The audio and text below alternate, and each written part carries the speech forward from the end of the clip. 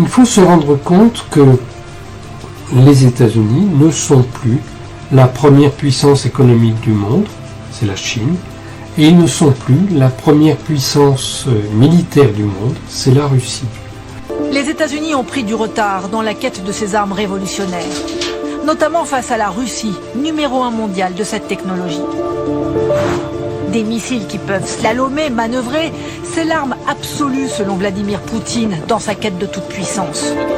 Son objectif, contourner les systèmes de défense américains. Ces armes changent la donne stratégique. C'est leur manœuvrabilité qui va vraiment compliquer la désignation de cible, l'interception en tant que telle. Un missile impossible à intercepter qui assurera la sécurité de la Russie pendant des décennies. C'est ainsi que Vladimir Poutine présente Avangard, un nouveau missile hypersonique dont il a supervisé l'essai ce mercredi. Un test final réalisé avec succès, selon le président. C'est un grand succès et une grande victoire. Le président russe disait alors en avoir parlé à certains homologues, mais que ces derniers n'avaient pas daigné tendre l'oreille. Personne ne nous a écoutés.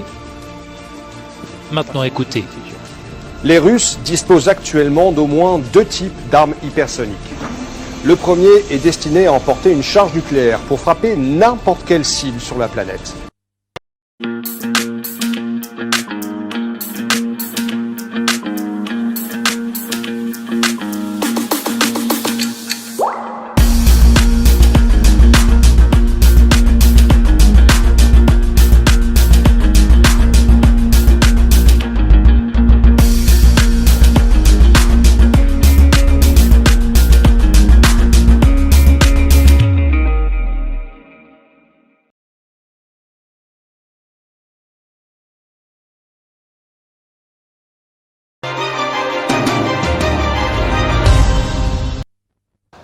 L'Église en République démocratique du Congo face au scandale. L'Église en République démocratique du Congo face aux abus. On constate ces derniers temps plusieurs abus dans les églises. Et il y a certains pasteurs qui sont en train de s'être accusés. D'autres sont en train même d'aller porter porter plainte contre les autres pasteurs. Nous allons parler avec le pasteur Silas Mimile. Bienvenue, pasteur. Merci, Jean-David. Voilà. L'Église, vous êtes fier aujourd'hui écoutez, d'en faire partie? J'étais en train de sourire parce que je considère votre introduction très agressive, un tout petit peu agressive. Écoutez, en tant que pasteur, en tant que responsable, en tant que leader censé prêcher par l'exemple, je ne peux nullement être fier. Nullement être fier du spectacle. Combien désolant que nous sommes en train de mettre sur la place publique.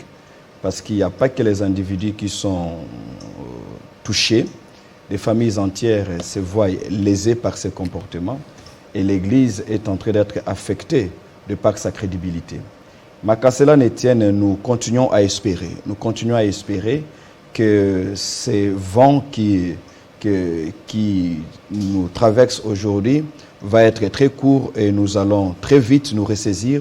D'autant plus que nous croyons être au service d'un maître qui s'est transformé, qui se rend meilleur, et c'est là par les moyens de son Esprit Saint qui habite en nous et au contact de la parole que nous prêchons nous-mêmes. Voilà, vous dites que vous continuez à espérer. Oui. Qu'est-ce que vous faites pour limiter ces scandales constatés dans les églises? Bon, écoutez, je n'aimerais pas simplement m'appesantir sur les concepts de scandale, parce que le scandale, c'est aux yeux des hommes. Aux yeux de Dieu, tout péché est un péché, même s'il n'a pas atteint la dimension du scandale. Parce qu'on parle d'un scandale lorsque un mal est mis à la place publique. Mais Dieu n'est pas blessé dans son amour propre vis-à-vis de nous, simplement parce qu'il y a une vidéo, il y a un propos qui est rapporté sur la place publique. Même lorsque nous péchons, tout homme, lorsque tout homme commet un péché, surtout pour un enfant de Dieu, que ce soit dans les secrets et même dans la pensée, cela est considéré comme étant un mal. Et un mal reste un mal, un péché reste un péché, peu importe les statuts de celui qui le commet, peu importe la position sacerdotale ou ministérielle de celui qui le commet. Le péché a une même sanction pour tout le monde. Mais seulement le pasteur, de par sa position ministérielle, de par sa vocation en tant que berger, a l'obligation morale et spirituelle de prêcher par l'exemple. La question que vous posez pour savoir qu'est-ce que nous faisons Eh bien, la première démarche que nous avions toujours fait et que nous continuerons encore à faire, c'est celui de nous enseigner nous-mêmes en tant que pasteurs. Pour considérer que Dieu n'est pas un ami, on ne s'habitue pas avec Dieu parce qu'on a fait autant d'années dans les ministères, et aussi ne pas croire que notre popularité serait aux yeux de Dieu un laisser-faire. Parce que les hommes peuvent nous acclamer, mais cela n'empêcherait pas Dieu de nous sanctionner quand il le faudra. Ce qu'il faudrait faire aujourd'hui, c'est lancer un appel aux pasteurs que nous sommes, pour comprendre, pour leur faire voir que, en tant que lumière du monde, en tant que sel de la terre, comme Jésus l'a dit dans l'évangile selon Matthieu au chapitre 5, nous sommes dans l'obligation d'être des modèles. D'être des modèles. Et nulle part la Bible n'oblige les pasteurs ou ne demande à un homme, pasteur soit-il, d'être parfait. Les hommes sont imparfaits, ils commettent du mal, ils commettent de bavures, mais je pense qu'en tant que pasteur, nous avons l'obligation d'être exemplaires, d'être des modèles dans nos propos, dans notre comportement et même dans notre conscience. Mais qu'arrive-t-il lorsqu'un pasteur commet un péché? C'est à ce niveau que se situe le problème. Il faudrait, comme nous l'avions toujours dit même plusieurs fois sur ce plateau de télévision Télé 50, il faudrait que les pasteurs que nous sommes cessions de fonctionner en électrons libres.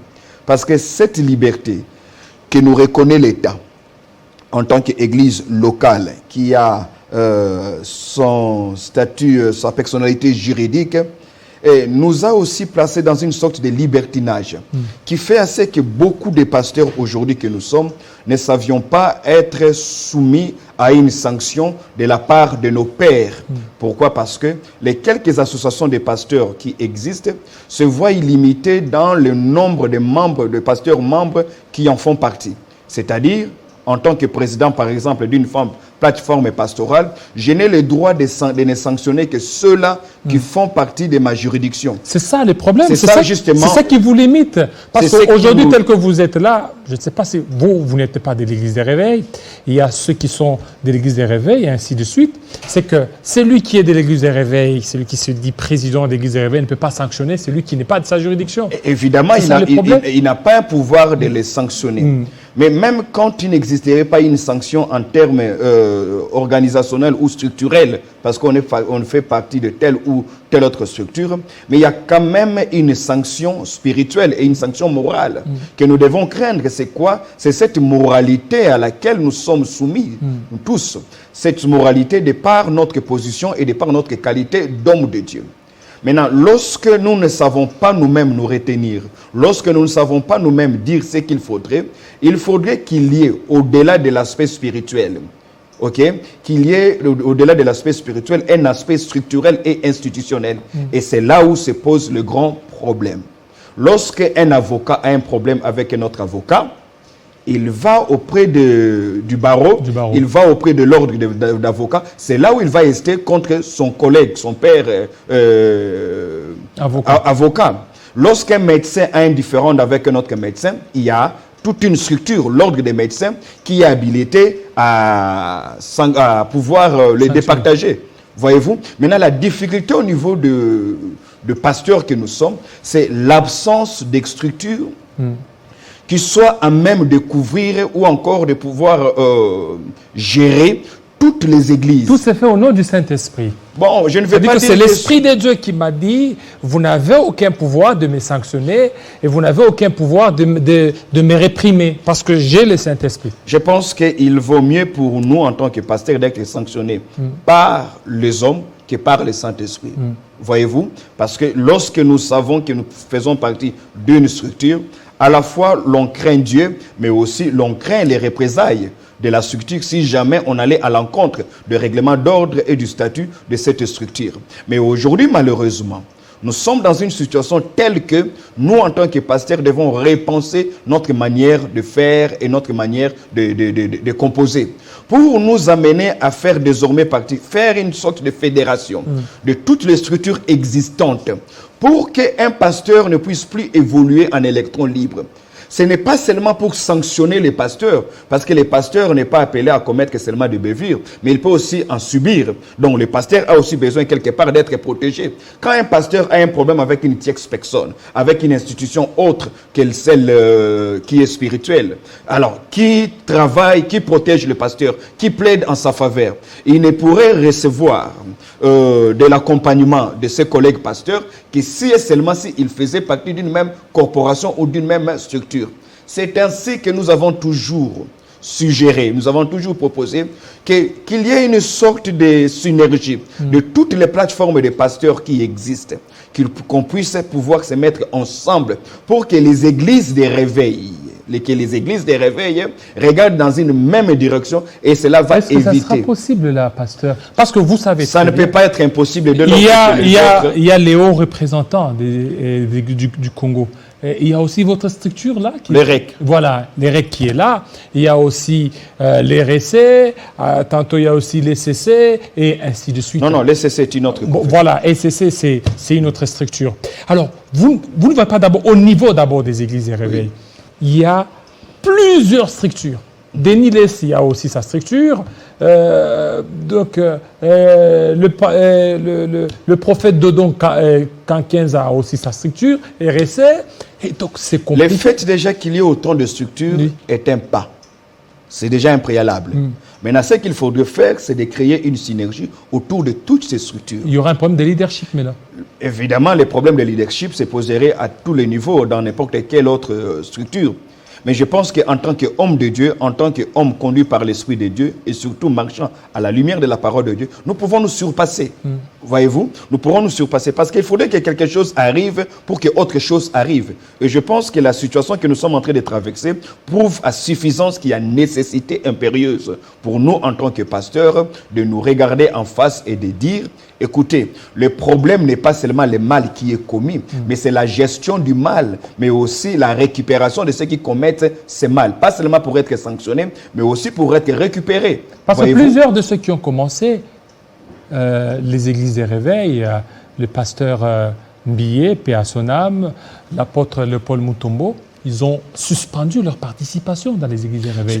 Pourquoi? Parce qu'ils ont trouvé il y a eu beaucoup d'erreurs. Ils se sont dit, vaut mieux que je puisse me retirer et puis évoluer à ma manière. Écoutez, il n'y a aucune structure au monde, religieuse soit-elle, qui soit constituée des hommes parfaits. Voyez-vous? Dans toutes les structures du monde, politiques, sociologiques, religieuses, culturelles, il y a toujours des imperfections. Mais cette tendance que nous avons développée, là où il y a un problème, la première intuition qui nous arrive, c'est celle de quitter. Lorsque nous quittons, nous fragilisons la structure que nous avons créée nous-mêmes, mais aussi, en vivant en autarcie, nous nous exposons. Et c'est la situation que nous avons aujourd'hui. Et vous non plus, vous n'êtes pas de l'RSC? Non, parce que nous sommes membres. Nous sommes membres des églises des réveils, mais nous ne sommes pas membres de l'RSC en tant qu'institution. C'est ça aussi le problème. C'est ça justement le problème. Mais n'empêche, vous savez, au niveau du REC, je ne vais pas trop parler au niveau... vous savez, au niveau du REC, il n'y a pas longtemps, nous avons fait une ronde. Nous avons vu un bon nombre d'aînés, des pères qui ont même milité à la naissance des églises des réveils au Congo, pour leur faire voir la nécessité qu'il y avait aujourd'hui de pouvoir fédérer toutes les plateformes pastorales qui existent. Ceci nous rendrait crédibles aux yeux de l'opinion publique, nous rendrait crédibles aux yeux de nos autorités politiques, mais aussi nous renforcerait nous-mêmes en tant que structure. Parce qu'il faudrait quand même qu'il y ait un syndicat de pasteurs. Il ne faudrait pas qu'un pasteur, seulement parce qu'il a la tête des églises, se dise qu'il est intouchable ou bien se voie abandonné lorsqu'il est en train de subir une pression. Voyez-vous? Donc, cette nécessité-là, je pense qu'aujourd'hui, la situation que nous traversons nous donne l'opportunité d'y revenir et d'y penser afin d'apporter des solutions durables. Je répète, il faudrait que quelque chose arrive pour qu'une autre chose arrive. Parce que déjà, au niveau des REC, là, il y a d'autres qui font partie des LCC. Non. Certains pasteurs. Au niveau du REC? Oui. Non. Au niveau du REC, parce que j'ai eu à participer dans beaucoup de vos réunions, il y a des pasteurs, comme le pasteur Marcelo, il est des LCC. Il y a le prophète Francis Ngawala, je ne sais pas s'il est... Le prophète Ngawala est membre du REC, qui n'est pas parti. Mais il est des KDC. Il est des KDC. Non. Donc il est d'église des réveils, oui. même pas. Mais vous voyez, c'est qu'il y a d'autres qui sont dans d'autres structures, mais qui sont dans... Je vais vous expliquer. Il y a ce qu'on appelle les mouvements des réveils. OK. Ce mouvement des réveils dans lequel se trouve tout ce pasteur que vous connaissez. Et même certains qui institutionnellement sont membres de l'ECC. Mais ils sont issus du mouvement des réveils. C'est dans le cadre purement organisationnel qu'ils ont décidé de faire adhérer leur église dans le KDC, dans l'ECC, ainsi de suite. Maintenant, dans ce mouvement des réveils dans lequel nous sommes tous membres, ok, pas membres du point de vue structurel, parce que même dans ce mouvement des réveils, il y a de ce pasteur qui, ayant obtenu leur personnalité juridique, ont la latitude de fonctionner sans forcément être membre d'une institution religieuse. Et c'est aussi là la faiblesse de l'État. Voyez-vous, moi j'aurais peut-être suggéré à l'État congolais de ne pas reconnaître à une église locale, de ne pas lui octroyer une personnalité juridique, à moins que celle-ci soit parrainée par une institution religieuse existante. Ce qui empêche, cela aiderait le pasteur. Mais ça aussi, ça risque encore de fragiliser. Non, je ne pense pas que ça fragilise. Il voit, si l'Antichrist veut certainement s'implanter, les pasteurs adhèrent, lui et son église, dans l'institution qu'ils pensent être crédible. Parmi toutes les autres plateformes qui existent, celles qu'ils croient être crédibles, ils décident, ok, moi je vais faire partie de telle plateforme religieuse. Mais seulement, c'est pour éviter ce libertinage, cette liberté de pouvoir fonctionner en tant qu'église locale, ayant au-dessus de soi que Dieu. Lorsqu'on a que Dieu au-dessus de soi, c'est là où ça pose un problème. Voyez-vous, c'est là où se pose le problème. Parce que nous ne pouvons pas prétendre que demain, il n'y aura pas de scandale. Nous ne pouvons pas prédire que demain, ce que nous voyons aujourd'hui n'auront plus jamais lieu. Cela peut revenir. Mais la question, c'est de savoir comment prévenir, comment limiter, mais aussi comment récupérer ceux qui commettent ces forfaits. Parce que ceux qui commettent ces forfaits ne doivent pas seulement être blâmés, mais en tant étant donné que ce sont aussi des âmes à sauver, ont aussi besoin d'être récupérés. Mais quelle est la procédure? Quel est le cadre qui les récupère? Quel est le cadre qui procède à la réparation? Et des personnes qui ont été préjudiciées, mais aussi des personnes qui elles-mêmes ont été auteurs. Est-ce que vous ne voyez pas qu'avec la venue du mouvement des réveils, la venue du mouvement du Saint-Esprit, c'est ce qui a fait à ce qu'aujourd'hui, qu'on puisse assister, tel que vous l'avez dénoncé, à ce libertinage. Aujourd'hui, il y a des pratiques dans les églises. Ce n'est pas une question du Saint-Esprit. C'est une question d'homme. C'est une question d'ordre organisationnel. Les hommes ne s'organisent pas. Avec le Saint-Esprit, je parle beaucoup plus des pratiques. Hein. Oui. Il y a d'autres qui vous diront il faut... mettre un peu de l'eau sur la télévision pour recevoir la guérison. D'autres pratiques que nous sommes en train de voir actuellement, c'est ce qui se passe. Tantôt, il y a des faux miracles, tout ça. Il y a d'autres qui justifient ça par être conduits, poussés par le Saint-Esprit de Dieu. Mais écoutez, même quand on aura l'organisation la plus rigoureuse, cela n'empêchera pas aux gens d'agir en prétextant que c'est le Saint-Esprit qui m'a poussé. Et à ce niveau-là, aucun homme de Dieu n'a le monopole de la voix du Saint-Esprit pour dire que ce que tu fais, ce n'est pas le Saint-Esprit qui t'a parlé. Parce qu'il y a par exemple la vente de pétrole, il y a... Là c'est ça. Vous voyez, donc tout ça, ça fait partie des églises des réveils. Il y a d'autres pratiques un peu qui ne cadrent pas lorsque vous essayez un peu d'analyser. Il ne faudrait pas donner l'impression que l'église des réveils, c'est la championne en termes de bavure. Voyez-vous, l'église du réveil ne fait pas que s'illustrer. Et puis l'église du réveil n'a pas que ça comme image à vendre. Le problème, c'est aussi l'aspect que nous voulons plus considérer. Nous sommes plus prompts à voir ce qui ne va pas au sein des églises des réveils et nous refusons de voir ce qui va. Parce que dans cette église des réveils, il n'y a pas que de bévure. Dans cette église des réveils, il y a aussi un apport, surtout en termes de famille et même en termes de transformation des individus. Mais malheureusement, nous ne mettons jamais le curseur sur ce que l'église des réveils apporte comme solution aux problèmes que bon nombre de Congolais rencontrent. Mais nous nous attelons beaucoup plus sur le bévure. Ce n'est pas pour autant que je voudrais me dédouaner de nos responsabilités. Comme je le disais au départ, qu'un mal reste un mal, peu importe la motivation pour laquelle on le commet, peu importe l'auteur qui le commet, un mal reste un mal et il doit être condamné, tant sur le plan spirituel que sur le plan moral, et même si possible du point de vue judiciaire. Voyez-vous? Est-ce qu'aujourd'hui vous êtes favorable pour la fermeture de certaines églises? Écoutez, l'État a la latitude de penser. Mais l'État doit aussi penser ce qui est convenable à la société. Vous comprenez? Pour quelles raisons on fermerait les églises? Est-ce qu'il n'est pas possible que l'État, elle aussi, pense comment aider ces églises à s'organiser? Je viens par exemple de vous donner un exemple. Qu'on ne reconnaisse plus une personnalité juridique à une église locale, à moins que celle-ci soit parrainée par une plateforme. Pourquoi? Parce que si jamais un mal était commis par ce pasteur, que l'État, cette fois-là, puisse s'en prendre à la plateforme qui a parrainé pour dire « Pourquoi n'avez-vous pas sanctionné votre collègue ?» C'est ce qui se passe dans bon nombre de pays. Mais dire que l'État va fermer les églises serait une fuite en avant. Parce que dans tout ce qui se passe, l'État n'est pas totalement innocent.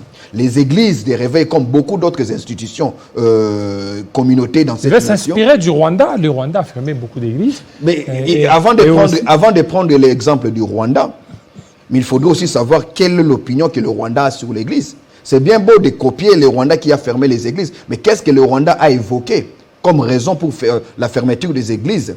Vous savez, dans l'histoire du Rwanda, partant du génocide qui s'est passé en 1994, posez la question à tout dirigeant ou encore à tout observateur de la vie politique au Rwanda, il vous dira que le Rwanda ne serait pas ce qu'il est aujourd'hui sans l'implication de l'Église. Et ça, je sais de quoi je vous parle. N'eût été l'Église évangélique au Rwanda, le Rwanda ne sera pas ce qu'il est aujourd'hui, surtout dans cette cohabitation qui a été presque impossible durant plusieurs années. C'est parce que les pasteurs ont apporté un message de réconciliation, un message de pardon. Je ne vais pas vous citer le nom des pasteurs rwandais que je connais et avec qui j'ai eu à parler, certains d'entre eux avec qui j'ai eu à discuter, qui m'ont fait voir que l'État leur est reconnaissant. C'est là où je dis que l'État congolais doit aussi comprendre que l'Église fait partie d'une des composantes sociologiques les plus importantes, non négligeables. Et l'État doit se poser la question. Qu'est-ce qu'il faut pour que cette Église contribue comme il se doit à l'épanouissement des citoyens congolais, mais aussi accompagner l'État dans son développement, du point de vue social, sociologique et spirituel, et même mental? L'État doit se poser la question. Parce que cet imbroglio qui existe aujourd'hui, quelque part, est aussi entretenu par le laxisme de l'État. C'est libertinage. Voyez-vous? Est-ce que l'État est d'accord de ce qui se passe aujourd'hui? Qu'est-ce que l'État fait pour les églises de réveil aujourd'hui? L'église de réveil a donc intérêt à s'organiser de manière à se faire respecter par l'État, mais l'État ne doit plus non plus négliger l'apport des églises de réveil dans le quotidien du peuple congolais. Si le Rwanda est allé jusqu'à agir comme ça, le Rwanda n'a pas que fermé les églises. Le Rwanda octroie aussi quelques subventions aux églises qui travaillent bien. Est-ce que l'État aujourd'hui congolais peut dire qui sont à ses yeux les 100 meilleurs pasteurs qui apportent un message qui construit l'homme congolais? Parce que vous n'allez pas nous faire croire que tous les pasteurs sont nuls. Vous n'allez pas nous faire croire que tous les pasteurs sont mauvais. Eh bien non, ça ne peut pas être possible. Il y a des pasteurs qui ont récupéré des hommes que l'État ne pouvait pas récupérer. Il y a des pasteurs qui ont récupéré... Aujourd'hui, on parle du projet Kanyamaka CC. Parce que des Koulouna sont devenus des agriculteurs. Mais moi, je peux vous donner la liste des Koulouna qui sont devenus avocats aujourd'hui par le conseil des pasteurs. Je peux vous donner la liste des femmes prostituées qui sont devenues des mères de famille dans des foyers stables par les enseignements des pasteurs. C'est là où j'ai dit que l'État a aussi une responsabilité. Parce que l'église de réveil, comme toutes les autres confessions religieuses, fait partie de composantes sociologiques qu'on ne peut pas négliger. Nous sommes dans un pays constitutionnellement laïque, mais sociologiquement très religieux. Étant donné que nous sommes dans un pays très religieux, les églises de réveil ont un grand rôle à jouer.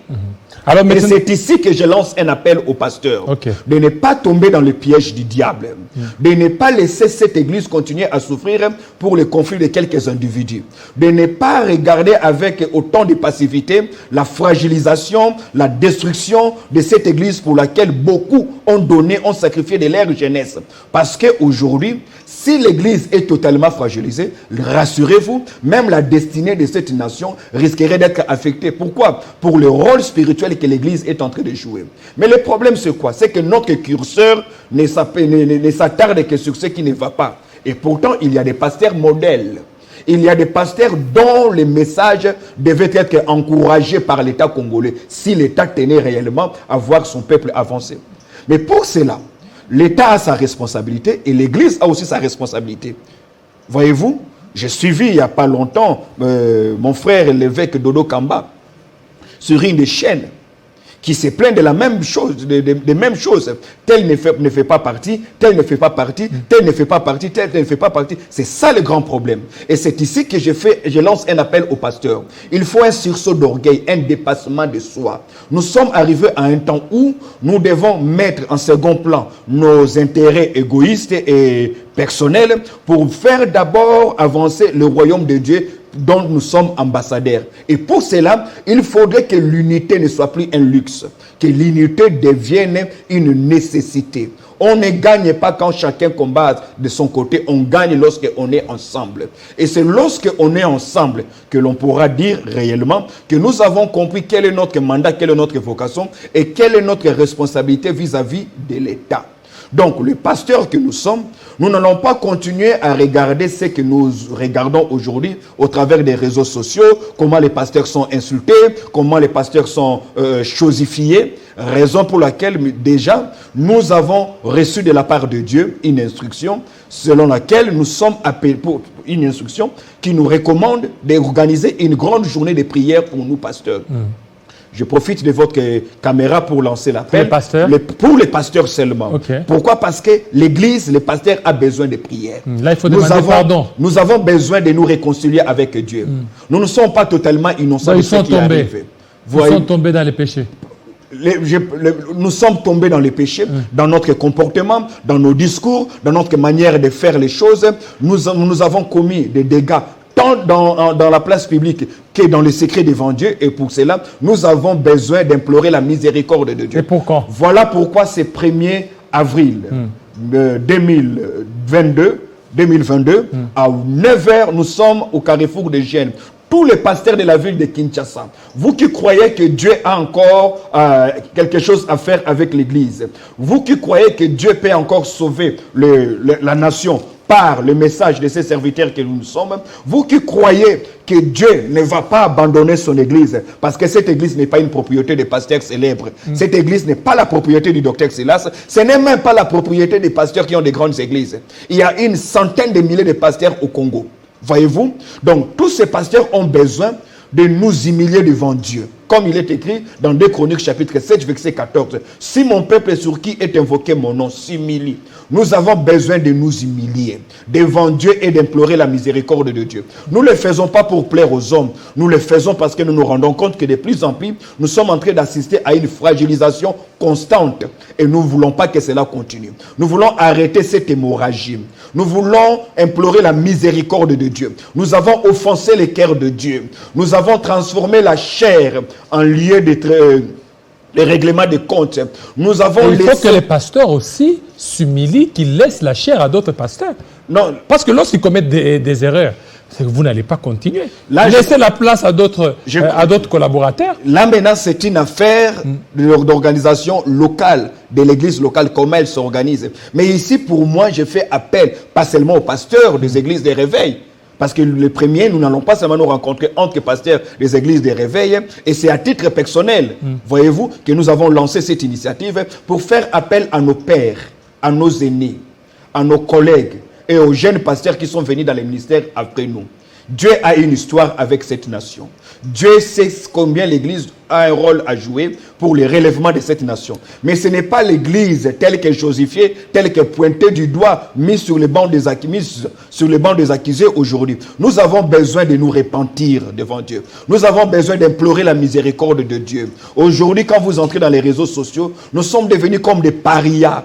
Est-ce que nous le méritons? Oui, quelque part nous le méritons parce que nous avons ouvert nous-mêmes la porte. Mais allons-nous assister impuissants à cette chosification, que nous soyons traités comme des parias simplement parce que nous avons péché? Nous n'allons pas d'abord nous excuser auprès des hommes pour implorer leur compassion, mais nous devons d'abord nous humilier devant Dieu. Devant Dieu contre qui nous avons péché. Nous avons blessé le cœur de Dieu. Nous avons transformé les églises en boutiques.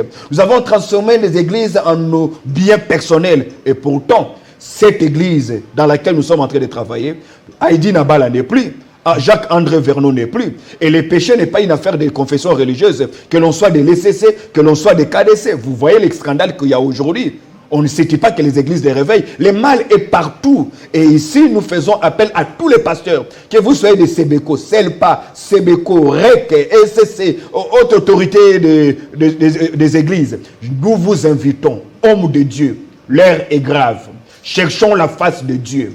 Nous avons besoin d'obtenir la miséricorde de Dieu. Nous avons besoin de nous réarmer. Nous avons besoin de nous regarder en face et de confesser le péché afin d'obtenir miséricorde auprès de Dieu. Sinon, notre orgueil va finir par nous disqualifier. Et Dieu ne veut pas que nous soyons disqualifiés, car nous avons une mission à accomplir sur cette terre avant de les rencontrer au dernier jour. Voilà, quand est-ce qu'Eric va intégrer les RC? Non, ici, je ne suis pas venu au nom du REC, malheureusement, je suis venu à titre personnel pour cette organisation. Oui, à titre personnel. Maintenant, vous êtes du REC, parce qu'on a vu, vous avez même épinglé, c'est que le prophète de Dokamba est en train de parler, tel n'est pas des RC et tout ça.